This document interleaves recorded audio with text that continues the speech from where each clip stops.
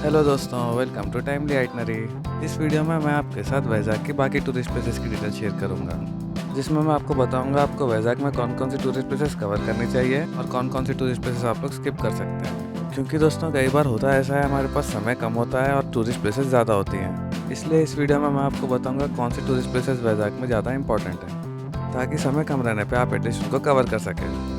साथ ही वीडियो के अंत में मैं अपना टूर प्लान और इस ट्रिप में बजट के बारे में आपको बता दूंगा। तो दोस्तों बिना किसी देर के शुरू करते हैं हमारा सफ़र। तो दोस्तों मेरे वैजाग के 2 दिन के ट्रिप प्लान में मैंने ये सारी टूरिस्ट प्लेसेस कवर की थी, जिसमें डे 1 में मैंने पिंक कलर की टूरिस्ट प्लेसेस कवर की थी और डे 2 में ब्लू कलर की टूरिस्ट प्लेसेस कवर की थी।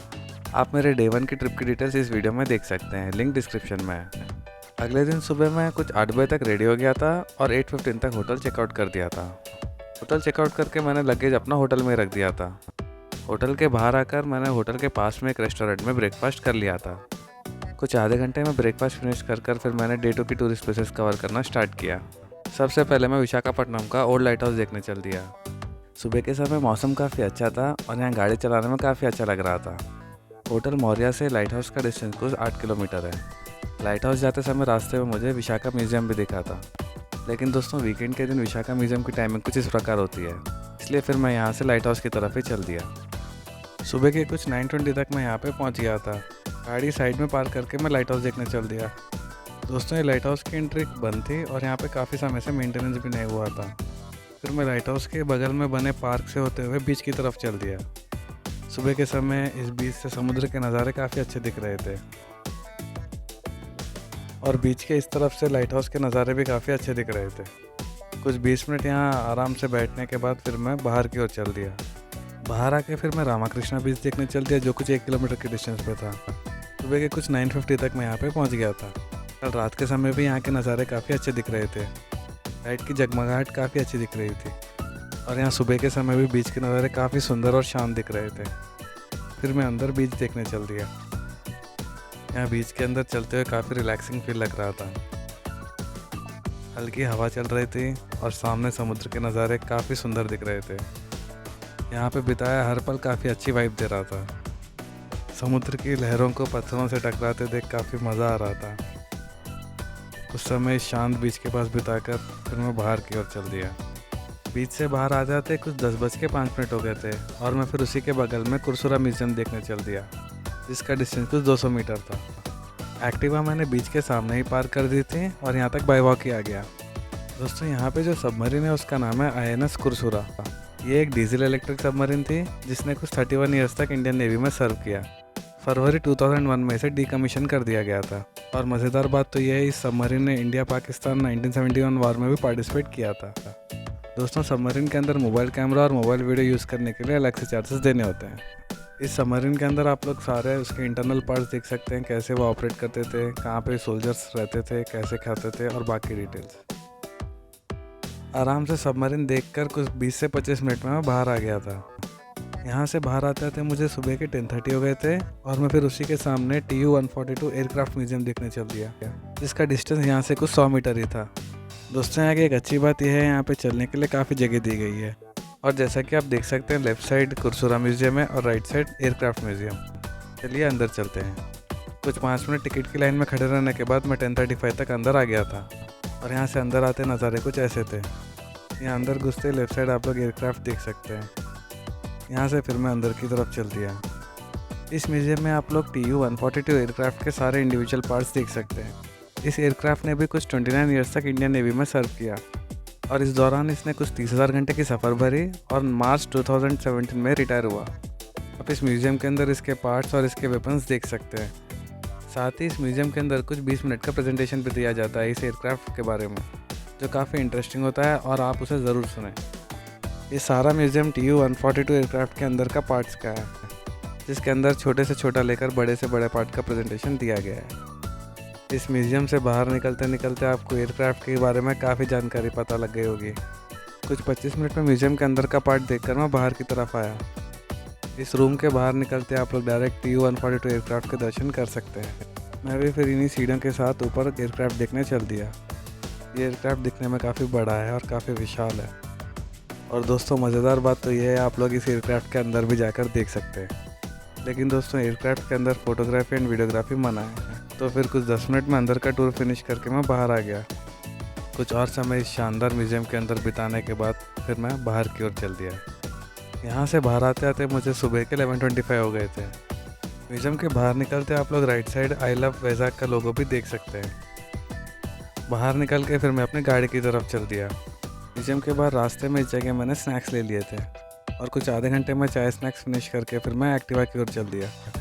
यहाँ से निकलते निकलते दोपहर के 12 बज गए थे और मेरा नेक्स्ट डेस्टिनेशन मात्स्यदर्शिनी एक्वेरियम था, जिसका डिस्टेंस कुछ 1.2 किलोमीटर है।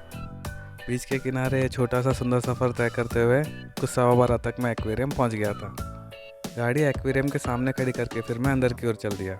यहाँ एंट्रेंस से 50 रुपये का टिकट लेकर फिर मैं अंदर की ओर चल दिया। यहाँ एक्वेरियम के अंदर आते नज़ारे कुछ ऐसे दिखते हैं। दोस्तों ये एक्वेरियम ज़्यादा बड़ा नहीं है, लेकिन आप यहाँ पे कई तरह की मछलियाँ देख सकते हैं। एक्वेरियम अंदर से कुछ ऐसा दिखता है। एक्वेरियम के अंदर की मेंटेनेंस इतनी ठीक नहीं थी और कुछ 10 मिनट में एक्वेरियम के अंदर का टूर फिनिश करके मैं बाहर आ गया था। अगर आप मछली देखने के शौकीन हैं तो आप इस पॉइंट को विज़िट कर सकते हैं, वरना आप इसे स्किप भी कर सकते हैं। यहाँ से बाहर आते आते मुझे दोपहर के 12:25 हो गए थे और फिर मैं अपनी अगली डेस्टिनेशन फिशिंग हार्बर देखने चल दिया, जो कुछ 3.6 किलोमीटर के डिस्टेंस पे थी। दोस्तों ये फिशिंग हार्बर कुछ 26 एकर्स लैंड में फैला हुआ है और इसकी ओपनिंग सन 1976 में हुई थी और ये अभी विशाखापट्टनम पोर्ट ट्रस्ट के कंट्रोल में है।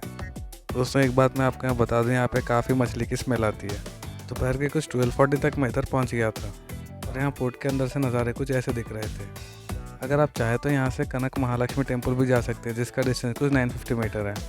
संडे के दिन मंदिर में भीड़ ज़्यादा होने के कारण मैंने बाहर से दर्शन कर लिए थे और यहाँ से फिर मैं यारड़ा बीच देखने चल दिया, जिसका डिस्टेंस कुछ 20 किलोमीटर है।